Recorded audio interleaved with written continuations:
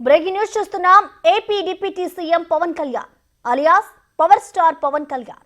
ఆ పేరు విన్నా, ఆ విజువల్ చూసినా తెలుగు రాష్ట్రాల్లోని వారందరికీ ఓ వైబ్రేషన్. ఆయన చెగువేరా బొమ్మ పట్టినా, ఆయన గద్దరన్నలాగా గొంతెత్తిన, అవినీతిపై ప్రశ్నించినా, ఇలా ఏది చేసినా ప్రత్యేకం. బహుశా ఇదేనేమో ఆయన్ను సొంతంగా పార్టీ పెట్టేలా చేసింది. 7 సిద్ధాంతాలతో జనసేన పార్టీ ప్రారంభించిన పవన్ నేటి వరకు పార్టీని విజయవంతంగా నడుపుతున్నారు.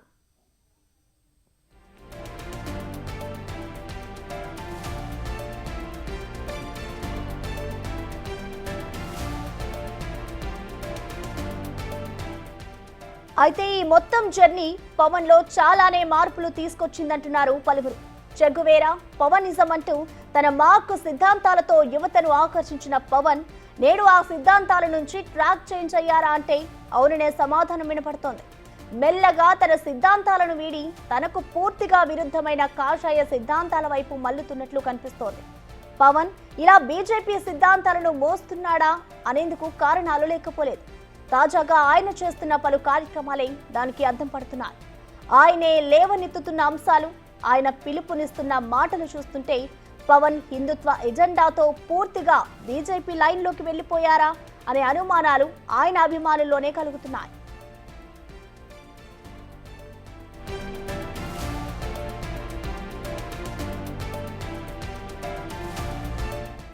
ఒకప్పుడు పవన్ సిద్ధాంతాలను, ఆయన ప్రశ్నించే తత్వాన్ని చూసి అభిమానుడిగా మారిన యువత ఇవాళ పవన్ లేవనెత్తుతున్న హిందుత్వ అంశాలతో డైలమాలో పడ్డారు.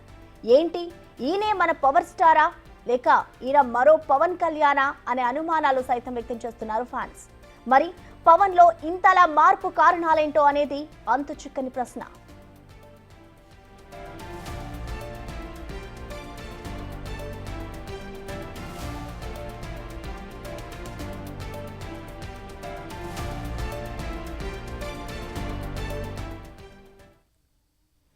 దీనికి సంబంధించిన మరింత సమాచారాన్ని విజయవాడ నుంచి మా ప్రతినిధి శివ లైవ్ లో అందిస్తారు. శివ, చెప్పండి, నిన్న పవన్ కళ్యాణ్ ఏదైతే కొన్ని వ్యాఖ్యలు చేశారో హిందూ సిద్ధాంతం గురించి, దీన్ని బట్టి చూస్తే ఆయన మొదట జనసేన పార్టీ పెట్టినప్పుడు చెగువీర సిద్ధాంతంతో ఆయన పార్టీ పెట్టారు. మెల్లమెల్లగా చూసుకుంటే ఆ బీజేపీ సిద్ధాంతాలను ఆయన ఫాలో అవుతున్నారు అంటూ కూడా పలువురు చెప్పుకొస్తున్నారు. ఏంటి అసలు దీన్ని ఏ విధంగా చూడాలంటారు?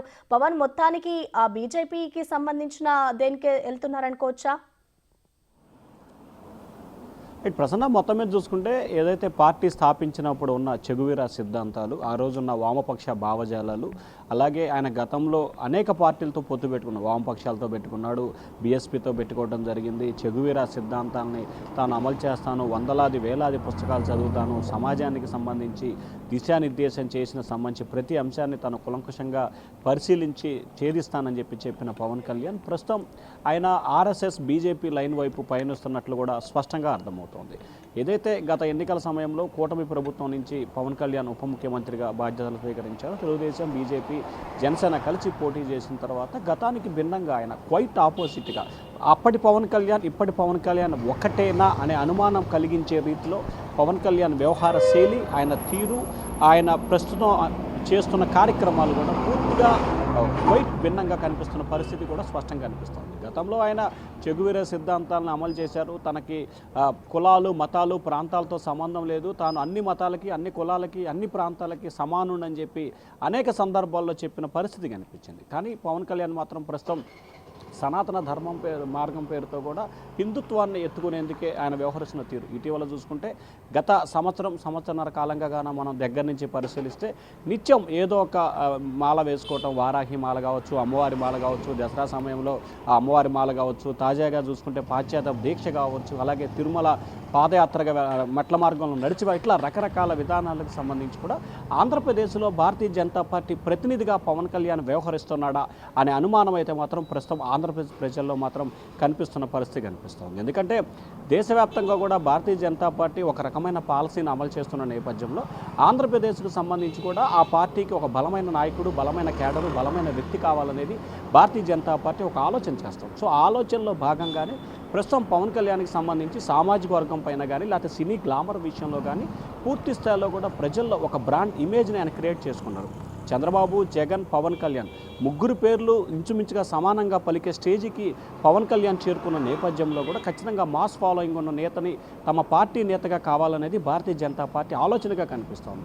సో ఈ నేపథ్యంలోనే భారతీయ జనతా పార్టీ హిందుత్వవాదాన్ని పవన్ కళ్యాణ్ ప్రతినిధిగా, అంటే భారతీయ జనతా పార్టీ ప్రతినిధిగా పవన్ కళ్యాణ్ వ్యవహరిస్తున్నాడా అనే అనుమానాలు అయితే ప్రస్తుతం కొనసాగుతున్నాయి. దానికి తగ్గట్టుగానే పవన్ కళ్యాణ్ అయితే వ్యవహరిస్తున్నారు. సో రానున్న రోజులు అంటే 2029 ఎన్నికల నాటికి కూడా పవన్ కళ్యాణ్ కూటమి తరపున బీజేపీ ప్రపోజల్ చేసే ముఖ్యమంత్రి అభ్యర్థి అవుతారా అనే అనుమానం ప్రస్తుతం అయితే అన్ని పార్టీ నేతల్లో కూడా కలుగుతున్న పరిస్థితి కనిపిస్తూ ఉంది. అయితే అనేక సందర్భాల్లో పవన్ కళ్యాణ్ కూడా చంద్రబాబు లాంటి సీనియర్ నేతగా ఉన్నప్పుడు తనకైతే అటువంటి ఆశ లేదు, అటువంటి ఆలోచన లేదని చెప్పి కుండబద్దలు కొట్టినట్టు చెప్పాడు. కానీ ఏదైతే కూటమి 19 నుంచి 24 ఓడిపోయిన తర్వాత 24 నుంచి 29కి సంబంధించి కూడా చంద్రబాబు ముఖ్యమంత్రిగా ఉన్నారు. 29 నుంచి 34 వరకు కూడా అందరూ, అంటే భారతీయ జనతా పార్టీ, టీడీపీ, జనసేన అందరూ కూడా ముఖ్యమంత్రి పదవుల్లో భాగస్వాములు కావాలనేది గతంలో చర్చల సారాంశం అనేది ఆ పార్టీ నేతలు చెప్తున్న పరిస్థితి కనిపిస్తోంది. సో ఈ నేపథ్యంలోనే 29కి సంబంధించి కూడా భారతీయ జనతా పార్టీ ప్రతినిధిగా జనసేన అధినేత పవన్ కళ్యాణ్ మారబోతున్నాడు అనే సందేశాన్ని, సంకేతాన్ని కూడా పవన్ కళ్యాణ్ అయితే మాత్రం ప్రజలకు ఇచ్చే ప్రయత్నం అయితే చేస్తున్నట్లు అర్థమవుతుంది. Prasanna. Right, thank you Shiva.